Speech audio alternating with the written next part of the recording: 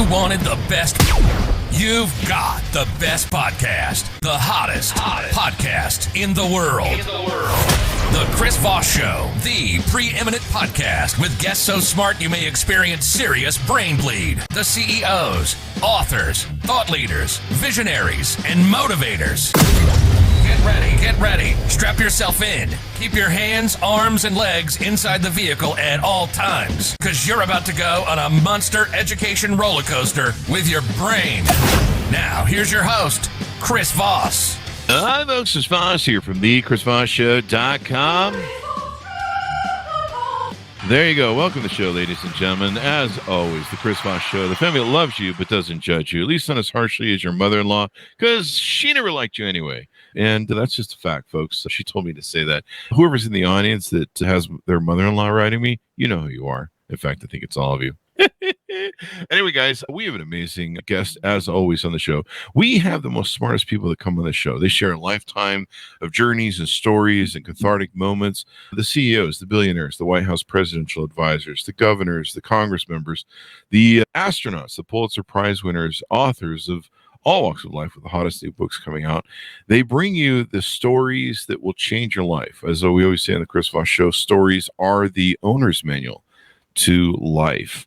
Because I don't know if you got yours in the mail, but I didn't get mine. And I've been waiting 55 years for U.S. Postal Service, so that's on them. Anyway, guys, we have an amazing young lady on the show today, and we're going to be talking to her about an interesting time. She went viral, and her work and some of the things that she does as well. We have Natalie E. Norfus on the show with us today.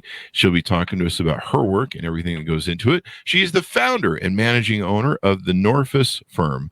Natalie is a creative and proven problem solver with nearly 20 years of experience as a labor and employment attorney and HR DEI practitioner. She partners with employers on DEI and HR strategies, conducts complex internal investigations, and provides coaching and training to boards of directors and other senior leaders. She believes there's no one-size-fits-all approach to HR or DEI initiatives. She uses a metrics-based model to help organizations develop policies, programs, and goals that are customized to their needs. And here she is now. Welcome to the show, Natalie. How are you? Doing great. I loved all of your introduction. I feel like I'm ready to provide a roller coaster here. One of my favorite things to do is ride a roller coaster. So I love that intro. There you go. We've got a soundbite coming soon that's going to say, I'm just here from the brain bleed, which kind of upsets some people. They're like, what is brain bleeding? What's going on in the show? So welcome to the show. Give us your .coms. Tell us. Yeah, absolutely. First of all, I appreciate the kind introduction. We are at thenorfusfirm.com. Mm-hmm. And like Nancy, O-R-F like Frank, U-S like Sam. My dad did that my whole life, so I feel really special to be able to do it myself with the last name. So we're at thenorfusfirm.com, and we're at the Norfus Firm on Instagram, Facebook, TikTok, and on LinkedIn. And we also have a podcast too. It's called What's the Deal? DEIL. So diversity, equity, inclusion, and leadership, because, we're clever like that. That is clever. What's the deal? What's the deal? So what's the deal with, the crazy stuff leaders do at work? There you go. So give us a 30,000 overview of what you do and how you do it. We'll get into some of the TikTok scrum you got into there. Yeah. So in short, we solve people problems. So we work with organizations all around the world on solving conflict, creating people strategies. We really are in workplaces in all different industries, for-profit, non-profit, huge companies as small as 30. So we really get a unique view of what's happening every day at work. There you go. So you have a viral moment that comes about that kind of goes, I guess, mainstream or viral on TikTok. Tell us about how that came about and what. So I don't know that I don't know if I went viral, but I know that there's a viral trend around the soft girl thing. I would love to go viral. Maybe that's what we wish for, but. But I know that one of the trends that seems to have been relevant to your viewers is this soft girl trend. Yeah. Which is fascinating. And I'll tell you why. I love the dictionary. I love words, and I love what we do with words. So this idea that we're in this sort of soft girl era, it's fascinating to me because it's something that many of us have heard for decades that is not specific to a gender, Mhm. but folks saying, hey, look, I'm opting out of grinding. I don't need to climb this corporate ladder. But what's really different about it this time around post-pandemic is folks are really leaning in heavy to this idea that I don't really care if I get promoted. And I think that, we first heard that in terms of quiet quitting, which is right after the pandemic. And I just think, again, it's funny because as an employment lawyer, I've always seen employees say they're only going to do what the job description says. And that's functionally what quiet quitting is. And soft girl era is like an offshoot of that. I'm not going to break my neck anymore for these companies that don't break their neck for me. So I think it presents an interesting challenge for people managers who often were able to motivate folks by saying, but if you do this, you can get a promotion. If you do this, you can get a raise. And people are like, yeah, I mean, that's not as important to me these days. Yeah, I remember, the first time I got promoted from off, the basic line, I guess, to management. And I was like, wait, I'm working more hours and technically getting paid less, but you're paying me a salary. So it's hard for me to figure that out. Exactly. I'm like, I didn't get promoted, Yeah. They're like, but you have more hours. You're a manager, but you are getting paid, in a lump sum. And you're like, but if I break down the hours I'm working, it's what? I think I got tricked here. Exactly. Yeah. The reward for good work is what? More work. Yeah. But you have a really nice title. Oh, well, geez. Wow. Okay. I should get my day job. So tell us about what the soft girl revolution is. I guess this has become really popular on, I guess what TikTok. I was referring to was these TikTok videos. Yeah. The one that I guess they sent us the thing, I'd assume this was yours, was Mia Aranway had posted one in 12 of 21 appears, or 4/12/21, however that works on TikTok. And so how does this become a thing, I guess? So, we had a really unique vantage point during the heart of the pandemic of doing somewhere around like 400 or 500 listening sessions with employees from companies around the world. And listening to what folks were going through during the pandemic and what they've come out there's been a lot of self-reflection, right? What's important here? Do I want to grind up this corporate ladder and put all these hours into work, or do I want to do something different with my life? We kept seeing stories of folks who were, doctors who became food truck owners, or, police officers who became nail techs, things where it's like people just did something completely different because they decided whatever they were doing wasn't satisfying. And so, again, because people love to use words in different ways, soft girl era makes it sound a lot more, I don't know, fancy, very cozy, but that's kind of the idea where I'm going to focus on me and what makes me happy. Maybe that's a job, maybe it's not. If it is a job, I'm not going to go too hard because I'm going to make sure I have time for, working out and time for eating out with my friends and, all of those frolicking, for lack of a better word. And I don't think that's a new phase, but I think that the way that people are a lot more comfortable with openly saying that, right? If I think about me growing up in my career, I wouldn't think to say that because I'd be afraid I wouldn't have a job. And so I applaud the courageousness of the way we're discussing it now. But I think folks are just tired. They're tired of feeling like they're putting all this hours into work and grocery shopping and all these things, and they're not feeling the sort of satisfaction from it all. There you go. And we saw that a lot in COVID. I mean, a lot of people wrote books in COVID. They changed careers in COVID.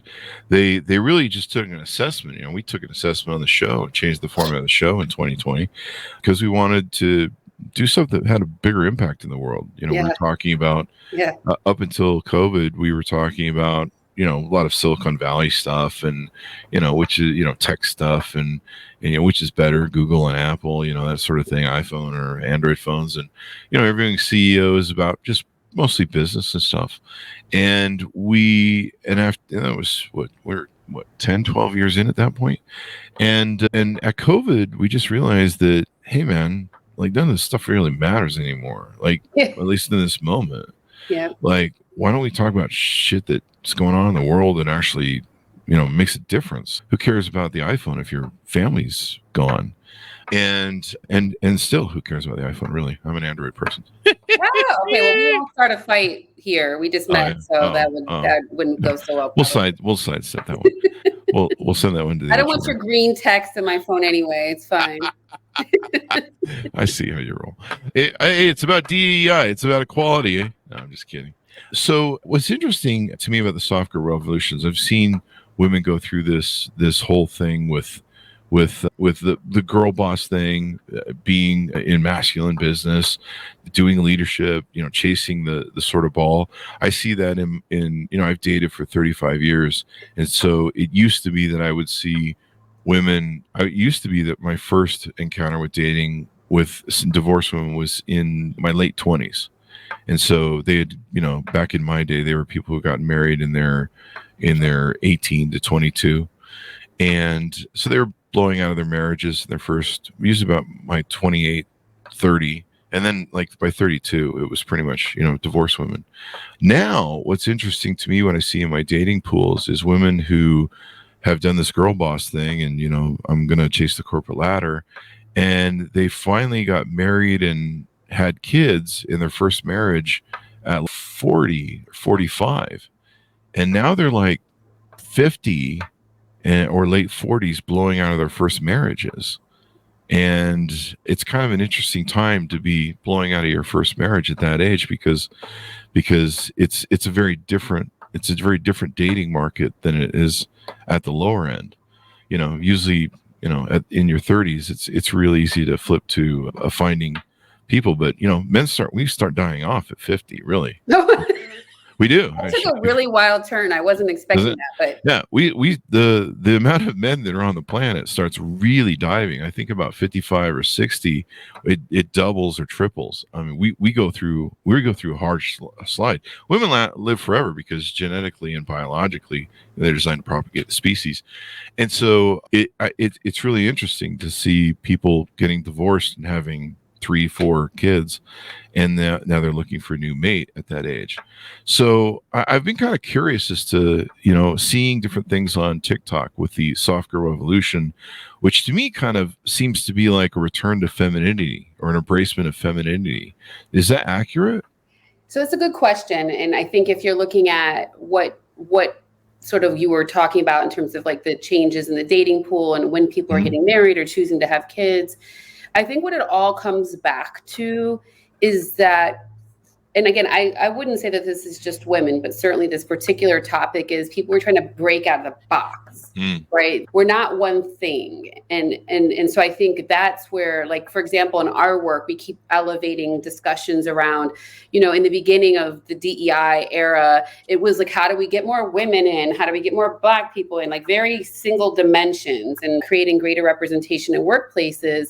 And now I think what you're hearing, and for sure what we're hearing, is I'm not that one thing. So I'm not, there isn't one way to be a woman. There isn't one way to be a mother. There isn't one way to be a wife. And so folks are saying we're going to figure out the path, the approach that makes sense for us. And I can speak for growing up, and not just growing up as a human and growing up in my career. I think a lot about how it was like you had to pick something. Right? Go pick something, go to college, be something, have a job, be that thing. And even when you see, because I was a lawyer for most of my career, I still am a lawyer. I just don't practice as much anymore. But it's like people box you into that. Oh, she's a lawyer. You're a lawyer. She's a lawyer. You're a lawyer. And it's sure, but I'm other things. Right. And it made it really hard to change roles because people are like, oh, but you're a lawyer. And you're like, okay, but I can do other things. Right. Like that's not the only thing my brain is meant for. So I think what I would call sort of the onslaught of a revolution is people saying, stop trying to box me in. So the soft girl era is putting, I'm going to do what I want to do to make myself happy. And that may or may not be climbing a corporate ladder, probably isn't. It may be getting married. Maybe it's not. Maybe it's having kids. Maybe it's freezing my eggs, right? Like just the idea of there isn't one way to do this life thing. There it goes. And I guess the soft girl revolution is women are ditching girl boss hustle culture and corporate ladders and dealing with burnout.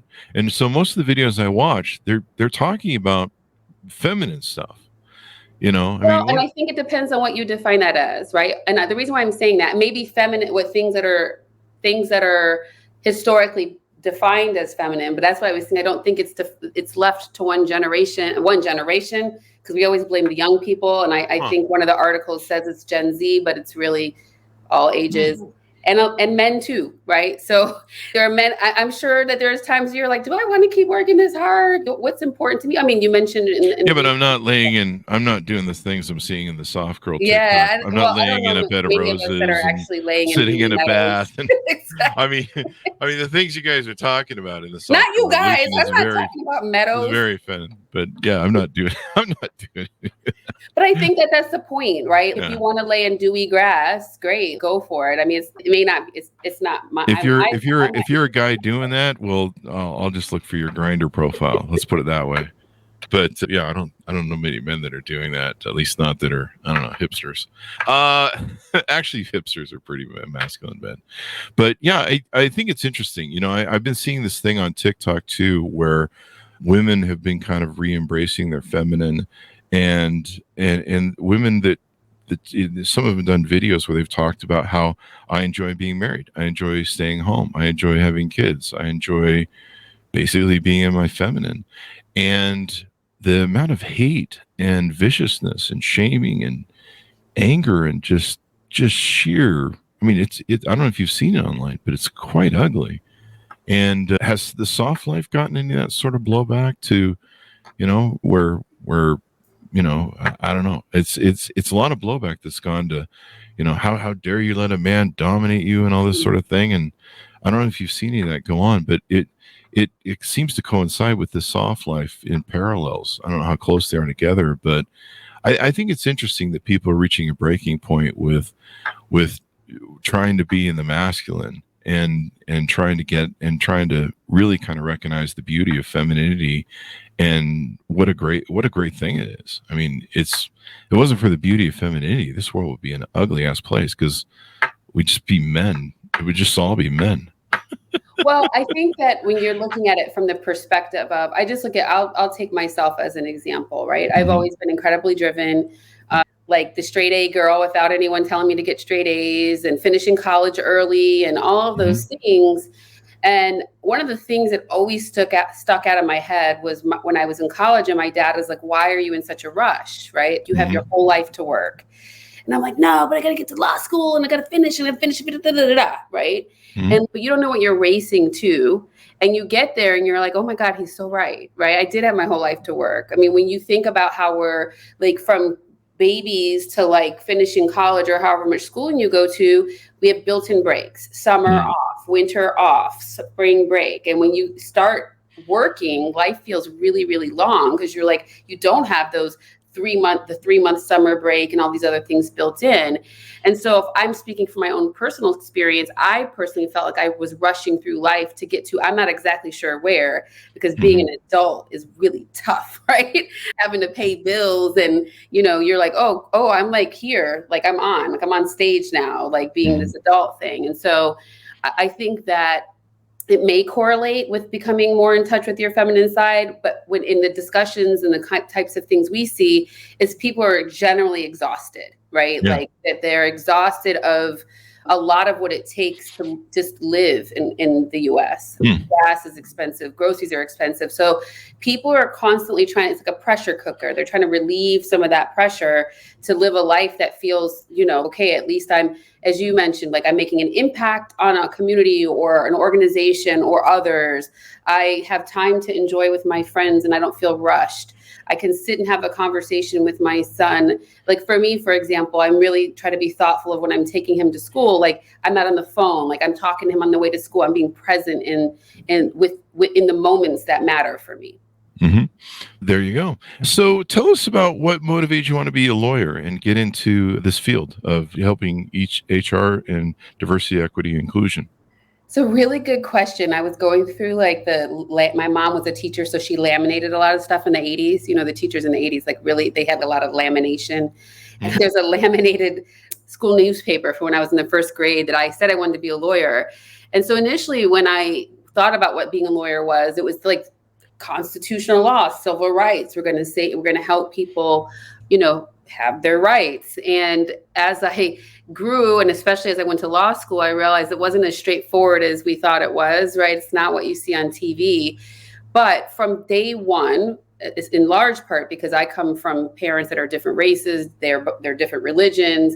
I had a very interesting upbringing. I've always been interested in people's identities and where they're from and their culture and their government. And so it's carried its way through from undergrad to law school and to then, choosing labor and employment as my practice area. So I've had to dissect complex people problems for a really long time. And I'm always motivated by trying to help folks create authentic human connection.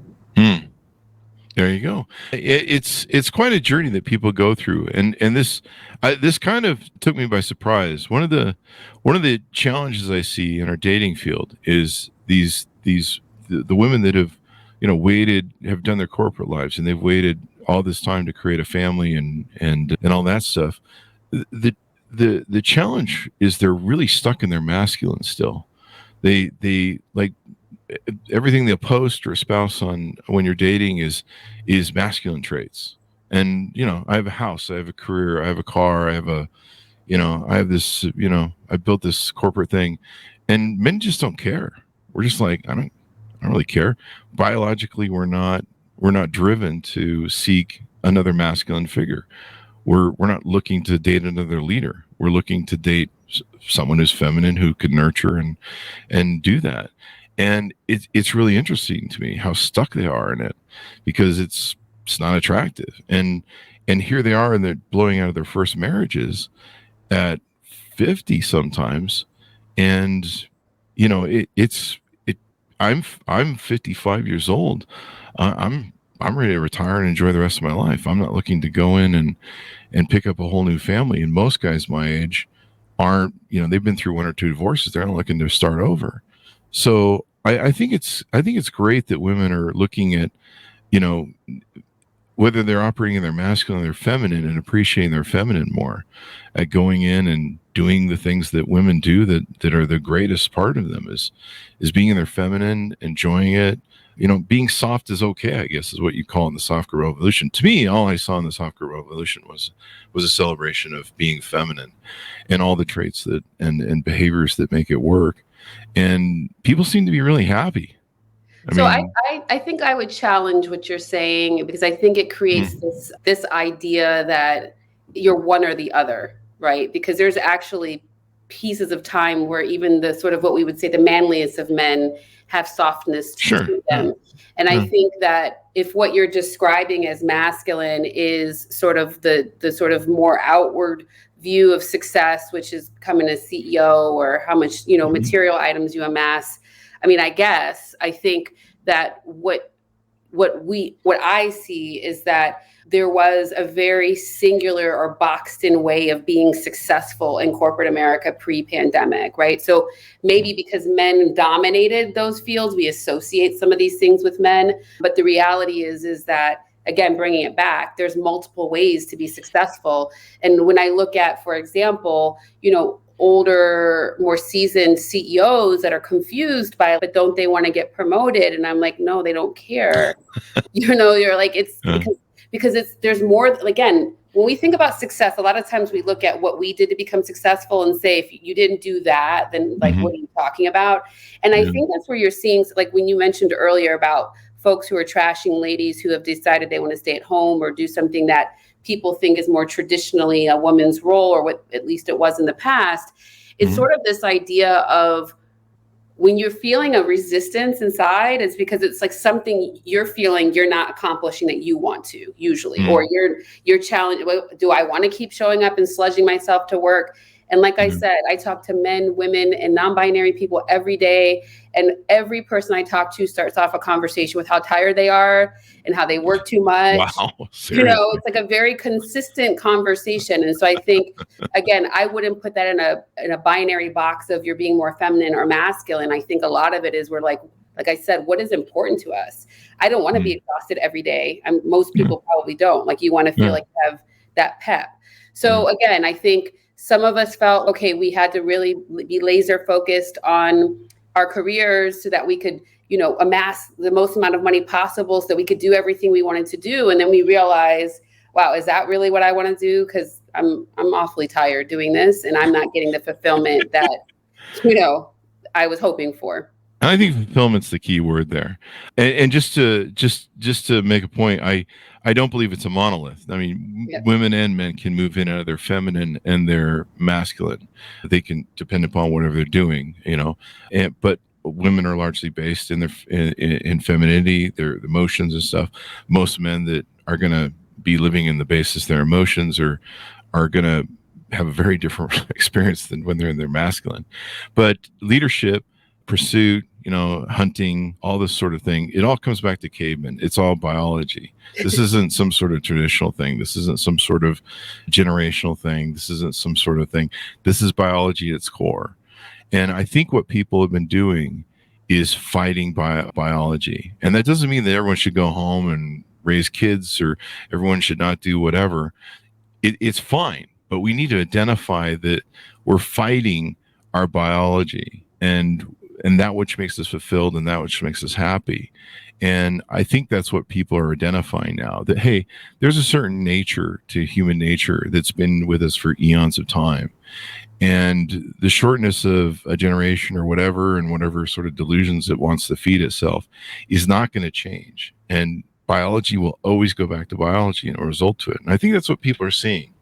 I think if you look at the soft girl revolution or quiet quitting, these are all sort of like variations of a theme that has probably always existed. Mm-hmm. And so I was saying to someone recently that I finally understand what it means to go with the flow, right? Mm-hmm. We say that, we use a lot of these cliches and make it seem like, I'm just going to go with the flow. But the reality is sometimes you're just fighting upstream.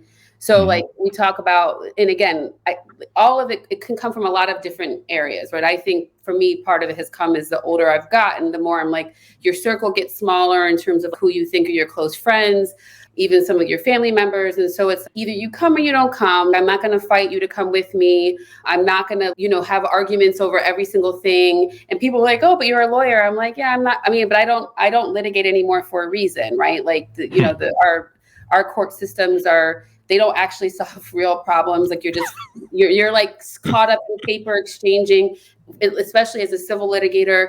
And so you're like, this is not fun, right? What are we doing here? And like most of the time, which is why I love what I do now, you can solve conflict much differently, right? And so like when you're in that adversarial proceeding, it stays that way the whole time. And it's hard and it's against the flow a lot of times. And so I think when you look at, again, these trends that we're using the words differently now, history continues to repeat itself. Another funny one is that people love to say, well, no one wants to work anymore.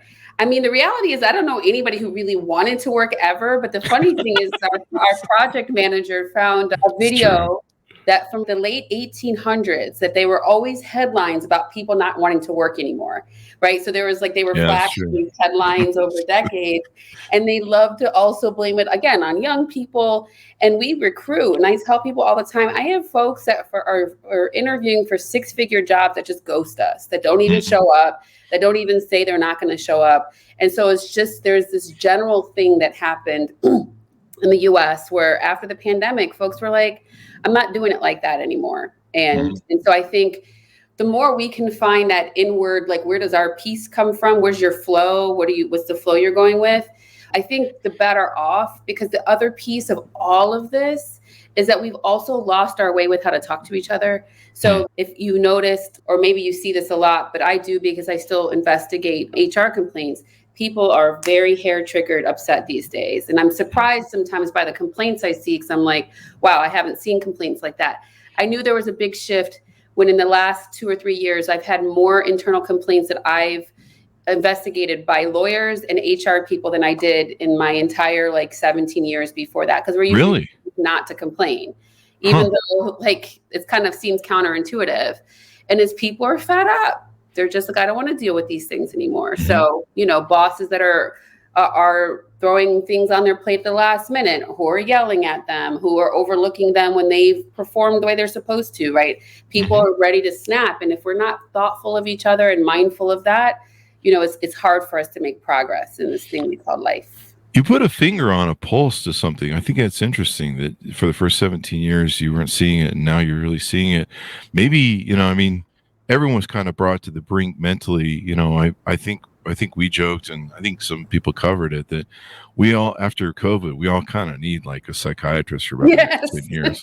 Like, we just all need to go in as a country and just be like, yeah, our mom didn't hug us enough as a child or some shit. But yeah, I think we all got a little broken. But, so in what you're seeing and you described there, are we reaching a breaking point? You think we're still on a train that's, people are sick of a lot of things in life, high prices for different things. I hear a lot of people say, when are we going to return back to normal? And I'm like, I think this is the new normal. I don't think there's any pre-COVID normal coming back. Do you see it coming to a breaking point in business? I think we're reaching it where it can boil over, and I'll tell you why. I think that leaders who've led for a long time are still stuck on how to deal with this new workplace that we have. I mean, when you look at some of the changes that have happened in the workplace, some are permanent and some are permanent in people's minds. So even when you have, for example, executives who are like, no, we got to get people back in the office, permanent in people's minds is that some of the best years that some of these companies had were with people working from home, which is what a lot of us have been saying long before the pandemic, is give people some flexibility, in terms of where they work. Certainly, I think about my early career. If I didn't have any touch points with partners as a young lawyer, I don't know if I would have evolved. But the point is that it's not a one size fits all in where people work. So you have a lot of eye rolling when CEOs are like, well, we need to collaborate. We need to this.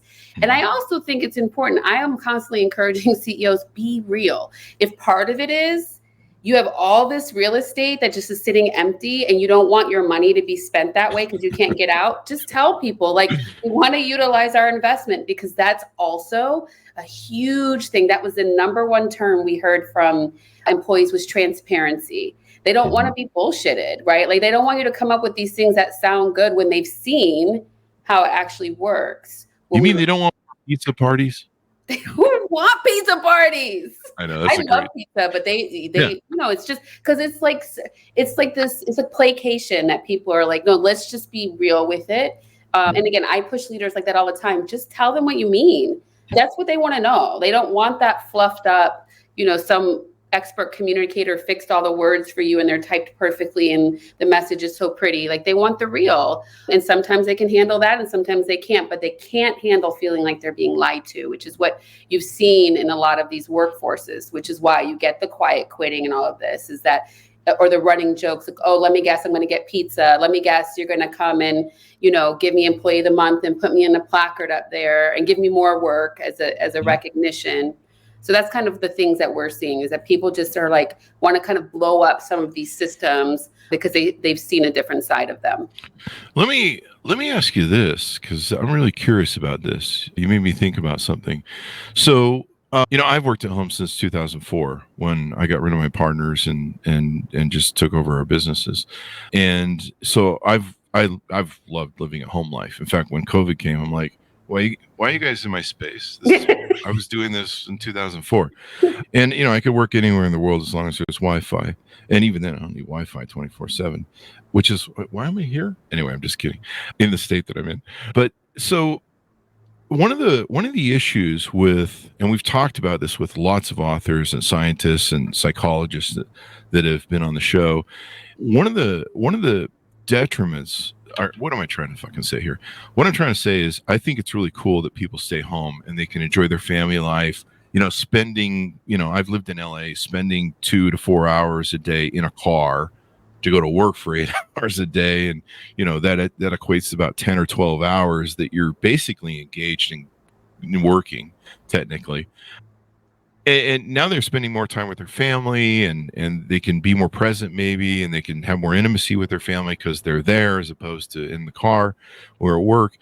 I think there's a healthy factor to that. So I'm not dishing that, but also there's a real detriment to isolating us and not having us be around other people. I'm going to fall back to biology here and people that we've had on the show that are psychologists and metaphysics. And one of the things we need is being able to see other people in 3D.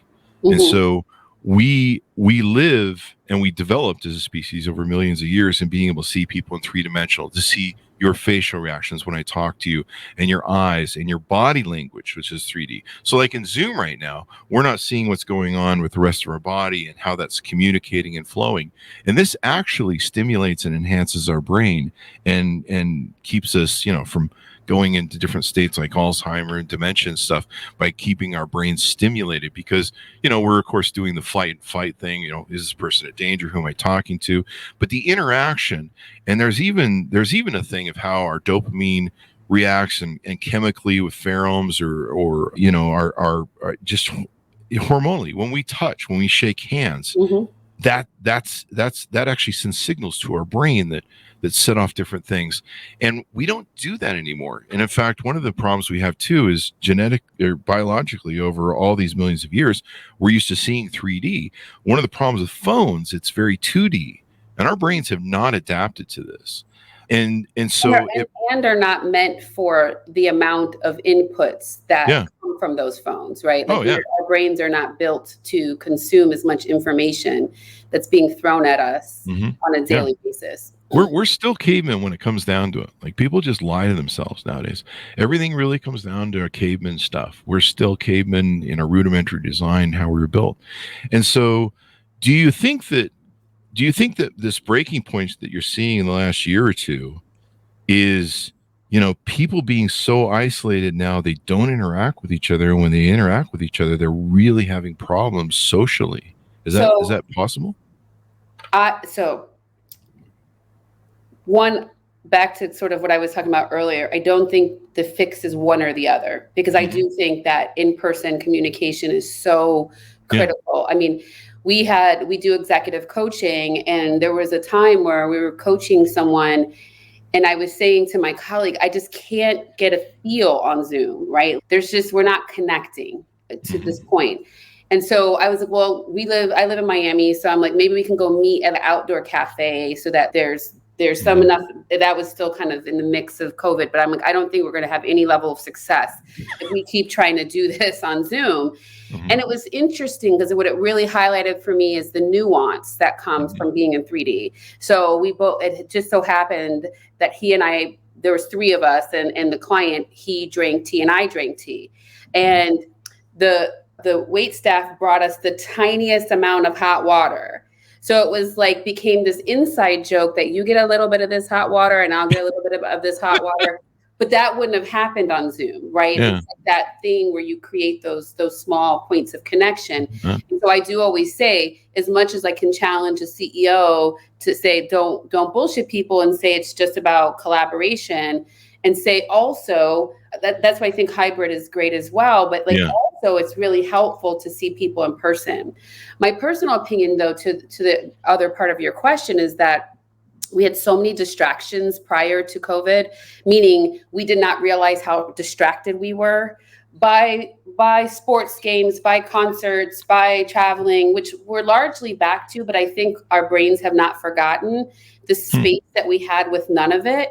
And I think you don't realize all the stuff you weren't dealing with yourself, right? So then you're like, wow, gosh, if you think about some of the relationships that ended, like maybe we were having problems for years and I just didn't have time to think about it because I'm always at work, or I'm driving 2 hours, to and from, and we're just functioning in life. And so I think that same thing is what's happening with people's relationship with work. Gosh, I didn't really think about how tough this is on me to 5 days a week commute like 20 hours of my week. Like, I don't want to do that anymore. Right. So it's that, I think it's just like, there was that period of undistraction, so to speak. I don't even think that's a word, but let's just pretend it is. And then now you're like, oh yeah, I'm not going back to that. I'm not going to go back to that piece now that I have that awareness. Yeah. And I believe you're right. It should be a monolith. I mean, the world isn't black and white, it's color and it's gradient. And so I think maybe the right thing is it seems like maybe there's a search for more balance, and maybe the reason you're seeing, in theory, this growing thing of it, we're kind of seeing that same sort of agitation that you're seeing in the workforce, go into our politics, go into so much divisiveness at the school level which is kind of a play into politics if you understand what the underlying things are there. But we're just seeing people agitate at every level. I mean, you can go on TikTok and find a Karen every other day. You find people upset about where everything. You're just it's some of the times where I'm like, wow. So I look at it in one way. My son, when he was younger, he'd always ask me my favorite something. And I'm like, am I supposed to have a favorite sock? I mean, it would be the most obscure things. And then you see now so that's the cute, oh my gosh, side of it. But now people are so angry about so many different things. And I think that's where I like your 2D versus 3D thing, is that where we do need to get out there and touch some grass and talk to people sometimes, because it gets too easy to be behind that screen and be as I always say, a keyboard gangster. And, you're going to type fast and push it off. And we're not thinking about each other as humans. If you think about how this country and many countries started, we were a lot more communal, where we you do need each other to survive, right? We can't really live a strong quality of life or do everything ourselves. It's not really, like you said, it's more sort of a biological thing. You're not born alone. You can't even when you're born do anything for you know what I mean? It's this idea of where did we lose that piece of, yes, our individualism is important, but to move things forward, we need a group, we need folks that we connect with. And, I'm hoping we get back to that, because the biggest challenge we see in the workplace is people not know how to talk to each other. And it seems so basic. And I say it all the time. I'm like, we got to get back to talking to each other well. But it's just bizarre where I'm constantly pushing CEOs to make decisions, which sounds weird, give people feedback. And they're like, oh, but I don't want to argue. I'm like, this is not an argument. You pay people to do a job. And if they're not doing the job, then they should know that they're not doing the job, right? It's this piece where there's just this, people will be direct when you don't see them, right? They'll be direct in an anonymous setting, but they're not as direct. We're not direct with each other the way we used to be. And it means that there's all this skirting around the real issues, and that creates these mini fights about things that don't seem like they're why are you upset about that? But I think if you were to track down some of these commenters and all these mean folks in the comments of posts, you would see that there's something else that was bigger that never got addressed. And now it just kind of shows up in these other ways. So you've given me another epiphany that's made me, this is what I love about the show. I learn more than my audience does. I need to start making this is an epiphany, ding, for our audience. But I think they get it. They've been doing this for a while. But you give me another epiphany. One of the problems, we've run the Chris Voss Show, and it's a podcast, but for years it's been a tech review company. So we've reviewed technology, and like I said, in the early days, Apple, iPhone, and all the different tech stuff and speakers. And we have a whole side of the company that does that. And one of the things we've always been in is gaming. So I used to never be really into gaming much, but I got into it because we had to review the Xboxes and the PlayStations and, the games, and there's a whole arm and podcast for that crap. And I do gaming now. Gaming is largely a tribal thing where men are doing the caveman stuff. Once again, biology, they're getting together and they're going and finding stuff to kill. I mean, that's basically what it is. And it's the camaraderie and masculinity that comes from that. And so they like that.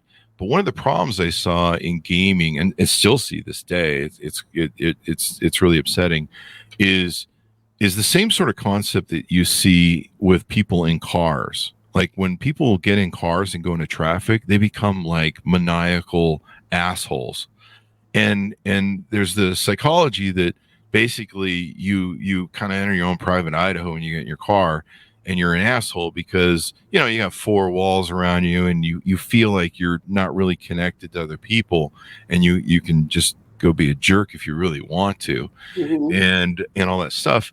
And the same thing is applicable to gaming, the extraordinary racism, the hate, Discord, like the side chat, Discord, and just the pieces of, and you wonder, I do wonder regularly of what's going through your head when you say these really hateful things, what's going through your head when you're sideswiping someone. And at least for us in Florida, I won't even argue with anyone now after that there can be permitless carry. Just go ahead in front of me, right?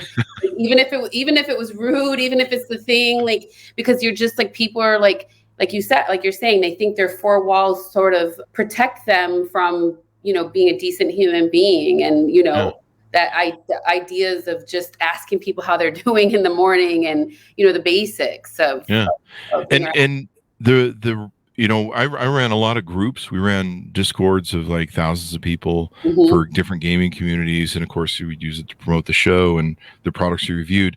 But the amount of hate and racism that we had to deal with, I mean, there were times we had to have PlayStation or Sony come in and clean up a chat because for some reason they don't make it so that you can moderate it.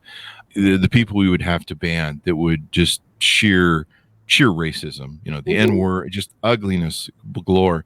And I've thought for so many years, like, you would never say that to another person if they were sitting next to you or standing next to you. You would not say what you're saying.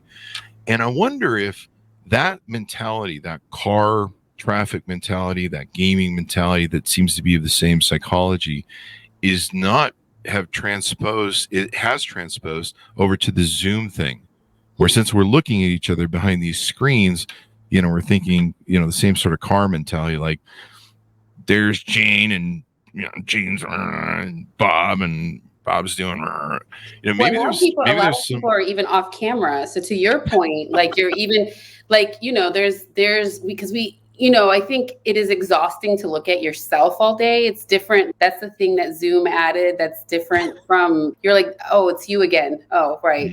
That type of thing. Although I did learn a lot about myself because I was like, I make a lot of interesting facial expressions, but no, to your point, this is why we have to look at the things in a flexible way of, we got to be in person with each other at times. Some people work better at home for many different reasons. Some people are very distracted at home. Like you were saying, like that word, like we're not a monolith. And again, and maybe it's my age in the workforce. I feel like we used to put a lot more effort into the learning opportunities that allowed us to connect. And it felt like a lot of that, like leadership development training and all the things just kind of went out the window. And we're throwing folks, which is true, we're throwing folks who've never managed people into these management situations and expecting them to do really well. And we're not giving folks the tools to even connect in the ways that you and I are talking about that are more, again, decent than some of the stuff that happens behind these screens or in our cars. There you go. I think my theory is one of the reasons you might be seeing this new agitation last year or two is people are reaching that breaking point, and there's a lot of that going on behind the screens because they're, like you said, they're not having that interactivity. I mean, there's real activity and brain building that it does when we meet in person, when we touch, when we hug. There's all sorts of dopamine and serotonin and stuff that goes off. And when the 2D screens happen, we don't have that. You can get like a dopamine, but some people are getting, attacked to that. But I think that may be one of the things that's going on. I've talked to some friends. Well, I've seen friends that have gone through the Zoom thing and the Zoom exhaustion, and they'll post on Facebook. They're like, I did 12 freaking Zoom meetings today, and that was my whole work day. I just want to kill myself. And fortunately, I don't have to do that. But, I just saw that. So can I just say one thing, though? I actually just read something recently, which I think goes to what you're talking about, is that our hugs are not long enough. So apparently you have to hug for about 20 seconds to get. That's true. It's funny because I'm like, wow, 20 seconds is actually a long hug. If someone's not giving you consent to that long hug, it could be pretty creepy to have a 20-second hug. But I think that when you, again, so if you bring this all the way back, right, we all start with ourselves. And I think we don't do enough of that introspection to think about our part in situations, how we're showing up in situations, what we're not getting, what we are getting. And we are always encouraging folks to look inward. I just was telling an executive the other day, forget about the job for a second, stop and think about you as a person.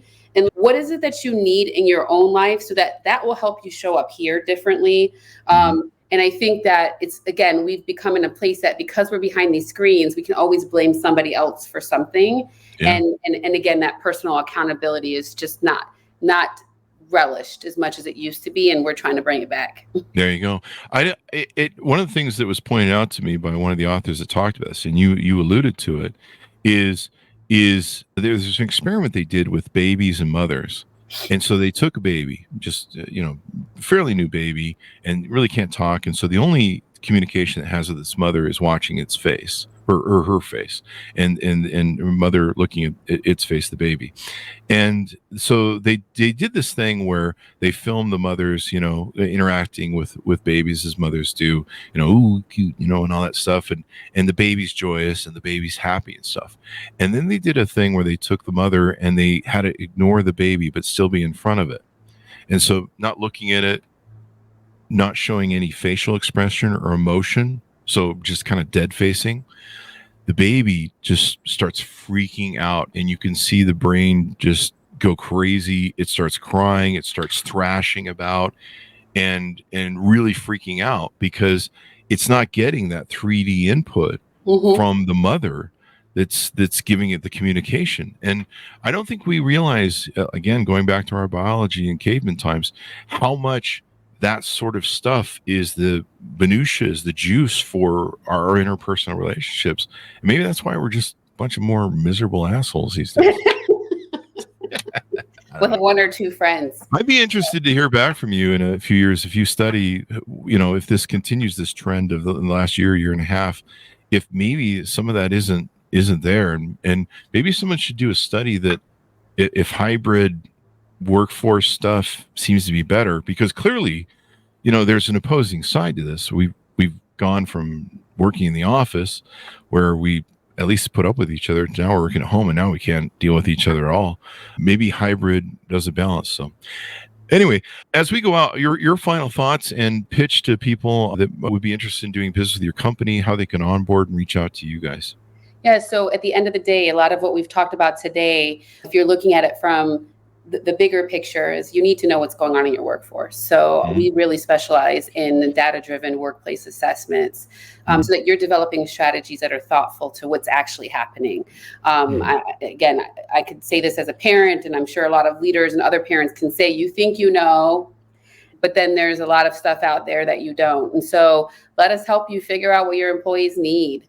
And let us help you work through things that make sense for your company and not just what you're hearing other companies do, because it may not work for you. There you go. And check out the podcast as well. Yes, we'd love for you to listen, because what we do is we take the mystery out of how to be inclusive. We run into a lot of leaders who say they want to do it, but they don't know how to do it. We keep our episodes short and practical, and we're funny and fun. Not just me saying that, but definitely. And I appreciate the plug and the invite. It was great to have a nice, challenging conversation with you. Yeah, you give me some really interesting ideas on the theories of why we're having those struggles. And I think it was interesting what you said, that in the last year and a half, where there's kind of a thing. And I'm always curious if there's going to be a breaking point, or I don't know. Maybe we just have to all find each other's stuff, Yeah. There you go. Thank you very much for coming on the show, Natalie. I really appreciate it. Thanks to our audience for tuning in. Go to goodreads.com/Chris Voss, LinkedIn.com/Chris Voss. Subscribe to the big LinkedIn newsletter, the 130,000 LinkedIn group over there. YouTube.com/Chris Voss, Chris Voss one, the TikTok and Facebook, ChrisVoss.com. Thanks for tuning in. Be good to each other. Stay safe. And we'll see you guys next time.